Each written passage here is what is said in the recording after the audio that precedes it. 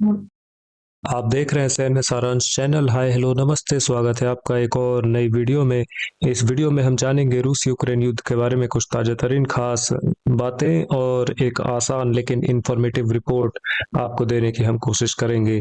Video की शुरुआत करते हैं हम पश्चिमी यूक्रेन के लिविव शहर से। ये पश्चिमी यूक्रेन में सबसे जाना माना और सबसे विशाल शहर देखने को मिलता है। यहाँ से कुछ वीडियो सबूत निकल कर आए थे जो कि हमें बताते हैं यहाँ पर एक घटना हुई थी। घटना क्या थी? ये थी कि एक व्यक्ति के द्वारा, जिसका नाम सामने नहीं आ पाया है अभी तक, इस एक कोई व्यक्ति के द्वारा नॉर्मल जो पेट्रोल पुलिस होती है, इसको फोन लगाया गया और जैसे ही जो पुलिस ऑफिसर्स हैं ये अपनी गाड़ी लेकर आए पहुंचे, उसी समय पुलिस ऑफिसर्स के बहुत पास में एक कार धमाका, कार एक्सप्लोजन देखने को मिला, जिसके कारण बहुत सारे पुलिस ऑफिसर्स और नेशनल गार्ड मेंबर्स जख्मी हो गए हैं।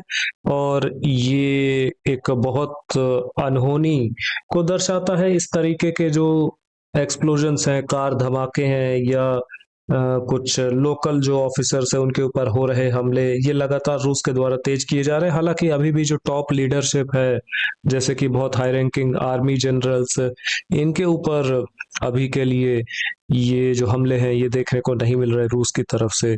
मिसाइल स्ट्राइक, ये पश्चिमी यूक्रेन में एक थर्मल पावर प्लांट है जो कि कोयले का उपयोग करके बिजली कभी बनाता था, लेकिन बीते कुछ मिसाइल और ड्रोन हमलों में इसको नुकसान हुआ है काफी और अब ये काम नहीं कर पा रहा है। पश्चिमी यूक्रेन से ही देखें तो एक कूलिंग टावर के बारे में खबर है। एक न्यूक्लियर पावर प्लांट है जिसमें कि जो कूलिंग टावर्स हैं अब काम नहीं कर रहे हैं। इसका मतलब कि ये भी अब शटडाउन मोड में जा चुका है या बिजली नहीं बना रहा है। हालांकि न्यूक्लियर पावर प्लांट पर कभी ड्रोन हमले या मिसाइल हमले की खबरें तो निकल कर नहीं आई, लेकिन हाँ, एक स्थिति जरूर हो सकती है। वो स्थिति ये है कि जो बिजली के सबस्टेशंस बड़े बड़े होते हैं जिनके द्वारा न्यूक्लियर पावर प्लांट्स को बिजली सप्लाई की जाती है कुछ ऑपरेशंस करने के लिए, उन बिजली के सबस्टेशंस को ड्रोन हमलों में तबाह कर दिया गया रूसी सेना के द्वारा, जिस कारण ये स्थिति संभव हो पाती है। एक और खबर इसमें लिखा ही है, 750 केवी के सबस्टेशन पर ये हमले देखने को मिले थे। सेंट्रल यूक्रेन में भी कुछ ड्रोन हमले और मिसाइल हमले रूस की ओर से देखने को मिले थे। राजधानी कीव के आसपास हम अगर देखने की कोशिश करें तो यहाँ पर भी अगेन एनर्जी फैसिलिटीज पर ही हमले हुए थे। थर्मल पावर प्लांट, हाँ, मैं इसको शायद सबस्टेशन की तरह रीड कर रहा था, लेकिन ये थर्मल पावर प्लांट एक और देखने को मिलता है जहां पर ये सारे हमले हुए थे। रिपोर्ट देखने की कोशिश हम करेंगे और इसमें अगर देखें, ये देखिए, उससे पहले एक और खबर, CHP-5 combined heat and power plant.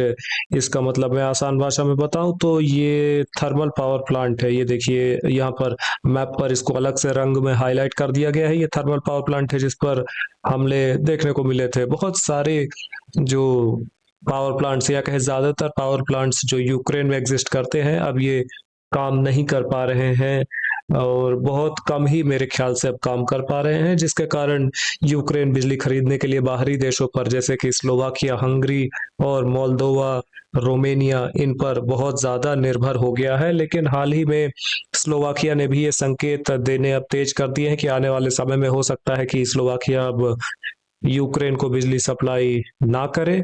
ऐसा हो सकता है। अगर इसकी कंफर्मेशन आती है तो मैं आप तक जरूर ये खबर पहुंचाऊंगा। फिलहाल एयर डिफेंस फोर्सेस की रिपोर्ट जिसमें मेंशन है कि बीते 24 घंटे में 297 अटैक ड्रोन्स का उपयोग किया था रूसी सेना ने, 2 इस्कंदर के शॉर्ट रेंज क्रूज मिसाइल्स का उपयोग किया था, 18 की संख्या में खा 101 क्रूज मिसाइल्स का उपयोग किया गया था, 4 खा 59 क्रूज मिसाइल्स, या कहें खा 69 जो कि अपग्रेडेड वर्जन है खा 59 का, इनका भी उपयोग किया गया था। 22 Iskander M long range ballistic missile का उपयोग हुआ था और 4 Zircon hypersonic anti ship missiles का भी उपयोग हुआ था। एक आखिरी एक नक्शा मैं आपको दिखा देता हूँ, उसके बाद हम फ्रंट लाइन की भी कुछ चर्चाएं करते हैं। ये देखिए, आज के जो टारगेट्स थे वो इस हिसाब से देखने को मिलते हैं, जो कि आप देख सकते हैं। जहां पर भी थोड़े एक्सप्लोजन या आग जैसे आइकन्स आपने देखे, ये थे आज के टारगेट्स जो कि इन एयर स्ट्राइक्स में टारगेट किए गए थे। देखेंगे थोड़ा सा खेरसौन फ्रंट लाइन में, और इसके पहले ओडेसा में, तो ओडेसा में एक्सप्लोजन हिट हुआ था और एनर्जी इंफ्रास्ट्रक्चर को नुकसान पहुंचाया गया था ड्रोन हमलों में। इसके बाद हम देख लेते हैं थोड़ा सा निपर ग्रुप ऑफ फोर्सेस। इसमें कुल नुकसान बीते 24 घंटे के लिए 60 यूक्रेनियन सैनिक और कुछ अन्य नुकसान जो कि अक्सर हमें देखने को मिलते हैं। वोस्टॉक ग्रुप ऑफ फोर्सेस के एरिया ऑफ रिस्पॉन्सिबिलिटी यानी जापोरिजिया और निप्रो राज्य में अभी भी ये खबरें निकल कर आ रही हैं कि यूक्रेन के द्वारा यहाँ पर असॉल्ट ऑपरेशन किए जा रहे हैं। हालांकि मैं अगेन अपनी एक बात को अगर दोहरा दूं तो आज तक इसमें यूक्रेन की सफलता के लिए कोई खास वीडियो सबूत निकल कर नहीं आ पाए हैं। हालांकि एक ड्रोन सबूत आज थोड़ा सा शक पैदा करने वाला आया है, जो कि मैं लोड करके दिखा रहा हूं आपकी नजरों के सामने। लेकिन ये अभी पूरी तरीके से हमें इस बात की पुष्टि नहीं दे सकता कि अभी यूक्रेनियन सैनिक इस जगह पहुंच चुके हैं या फिर नहीं। हमारी टीम में अभी चर्चा जारी है इस बात की, और जैसे ही इस बात की पुष्टि हो जाती है तो हम आप तक खबर जरूर पहुंचाएंगे। और अगर इस बात की पुष्टि हो जाती है कि इस गांव में यूक्रेनियन सैनिक मौजूद है तो मैप अपडेट भी देखने को मिलेगा हमें। अगर ये मैप अपडेट होता है तो ये एक बहुत अच्छी सफलता के तौर पर शायद काउंट किया जा सकता है। लेकिन फिलहाल अभी बस कंटेस्टेड इलाकों के रूप में ही, यानी सफेद रंग में जो सूत्रों के द्वारा खबरें दी जा रही हैं वो यहाँ पर ऐड कर दी गई हैं। बात करें यहाँ पर एक और रिपोर्ट की, तो बीते 24 घंटे में कुछ काउंटर अटैक्स हुलियापोल शहर के आसपास भी किए थे यूक्रेनियन सेना ने, लेकिन इनमें कोई खास सफलता मिल नहीं पाई यूक्रेन को। और रूसी सेना के द्वारा ऐसा बताया गया कि ये सारे काउंटर अटैक्स जो यूक्रेन के थे इनको फेल कर दिया गया, विफल कर दिया गया, और इसमें यूक्रेन को भारी नुकसान उठाना पड़ा। रशियन मिनिस्ट्री ऑफ डिफेंस की report Vostok group of forces के लिए कहती है कि 350 या इससे ज्यादा यूक्रेनियन सैनिक घायल हुए थे या मारे गए थे बीते 24 घंटे में, और कुछ अन्य साजो सामान के नुकसान। इसके बाद हम देखेंगे सेंटर ग्रुप ऑफ फोर्सेस की रिपोर्ट पक्रोव्स्क फ्रंटलाइन के लिए। इसमें 355 यूक्रेनियन सैनिकों का नुकसान का मेंशन है बीते 24 घंटे के लिए। उदाचने गांव के उत्तरी छोर में हमें कुछ आइकन्स दिख रहे हैं, जो कि मैं आपको आसान भाषा में आपको बताऊं तो सूत्रों का कहना है कि इस इलाके तक पहुंच चुकी है रूसी सेना। लेकिन अभी ये रिपोर्ट्स पर मैं 100% भरोसा नहीं करता हूं। यहाँ पर एक्टिव असॉल्ट ऑपरेशन जारी है रूसी सेना के द्वारा। पक्रोव्स्क फ्रंटलाइन में मैं आपको बता दूं कि रूसी सेना ऑफेंसिव मोड में है एक्चुअली में, लेकिन इसकी बहुत ज्यादा सफलताएं अभी तक निकल कर नहीं आ पाई हैं, जो कि हमें ये बताता है कि शायद यहाँ पर यूक्रेन के जो डिफेंस है ये अभी के लिए मजबूत स्थिति में थोड़ा बहुत देखने को मिल रहे हैं। सेंटर ग्रुप ऑफ फोर्सेस की रिपोर्ट ये तो हमने खैर पढ़ी ली थी, इसको मैं अगेन क्यों पढ़ूं। लेकिन इसके बाद मैं देखता हूँ, हाँ, ये ग्रुप ऑफ फोर्सेस की रिपोर्ट, इसमें बीते 24 घंटे में 105 यूक्रेनियन सैनिकों का मेंशन है। कॉन्स्टेंटिनोव का शहर के रिहायशी इलाके में यहाँ पर आर्टिलरी बमबारी और डीप रेयर में एफपीवी ड्रोन बमबारी देखने को मिली थी।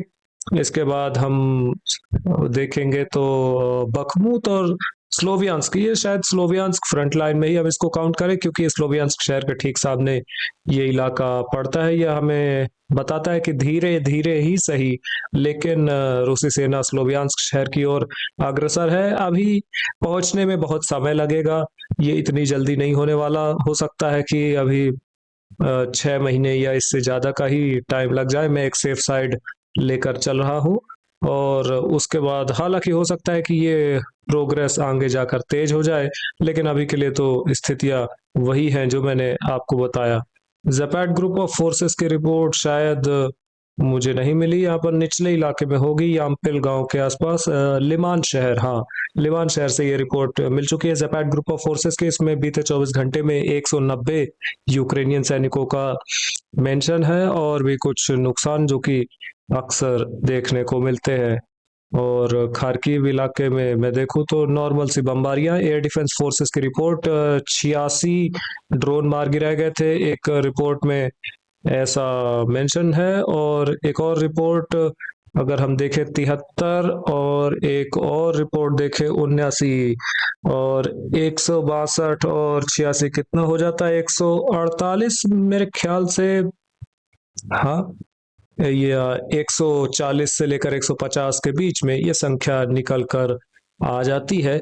इतनी सारी बातें हमने आज के लिए खैर कर ली। कुछ एक्सप्लोजन्स लुहांस्क शहर के आसपास यूक्रेन ने मल्टी लॉन्च रॉकेट सिस्टम के हमले किए थे, जिसमें कि कुछ नुकसान उठाने पड़े थे रूसी सेना को। और इसके अतिरिक्त रूस की धरती पर एक दो एफपीवी ड्रोन वीडियो सबूत और निकल कर आए थे। एफपीवी ड्रोन वीडियो मैंने बोल दिया, ये लॉन्ग रेंज अटैक ड्रोन्स जो यूक्रेन उपयोग करता है, इन्हीं के कुछ खबरें निकल कर आई थी। इस प्रकार से यहाँ पर मैप रूट्स देखने को मिलते हैं, एफपीवी ड्रोन रूट्स या कहे लो सिंपल ड्रोन रूट्स। आजकल तो एफपीवी ड्रोन्स का भी इतना रेंज हो चुका है इस युद्ध में कि आराम से 20, 25, 30 किलोमीटर या कई बार 50 किलोमीटर तक नॉर्मल एफपीवी ड्रोन्स ऑपरेट कर लेते हैं। और ये थी आज की आखिरी खबर। इस वीडियो के लिए इतना ही। लाइक करें, सब्सक्राइब करें, शेयर करना मत भूलिएगा। ऐसे इन्फॉर्मेटिव वीडियोस रोजाना देखने के लिए। Have a good day, bye bye.